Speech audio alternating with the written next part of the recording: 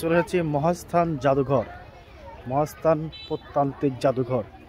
জাদুঘরের ভিতরে কি কি আছে সেগুলো আজকে দেখবো আর কি। এটা বগুড়ার মহাস্থানগড়ে অবস্থিত আর কি।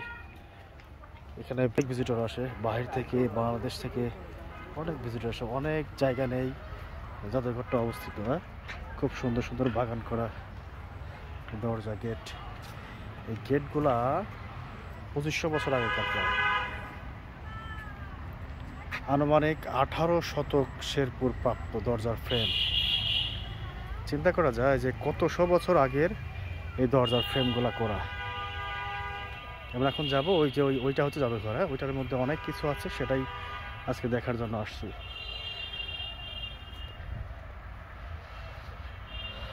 চলেন দেখা যাক ভিতরে কি কি আছে।